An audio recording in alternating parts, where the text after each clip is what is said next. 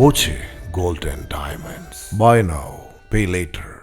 വാഹനം വാങ്ങി പണം നൽകാതെ പറ്റിച്ച സംഭവത്തിൽ കേസിലെ ഒത്തുതീർപ്പ് ചർച്ചയും തുടർന്ന് കൂടുതൽ സമയം വാങ്ങി നൽകാമെന്ന് വിശ്വസിപ്പിച്ച് 25,000 രൂപ അപഹരിച്ചെന്ന പരാതിയിൽ കേസെടുത്ത കോൺഗ്രസ് നേതാവ് മുൻകൂർ ജാമ്യാപേക്ഷ നൽകി.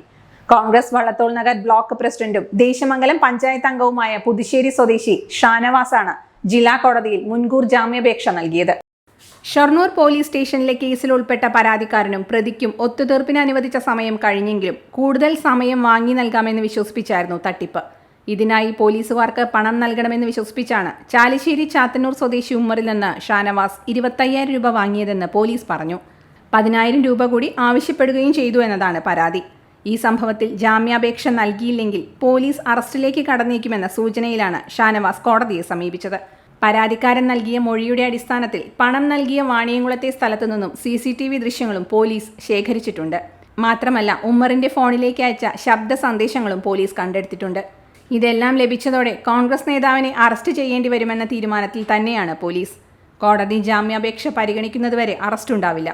ജാമ്യാപേക്ഷ തള്ളിയാൽ അറസ്റ്റിലേക്ക് കടക്കാനാണ് പോലീസിന്റെ തീരുമാനം.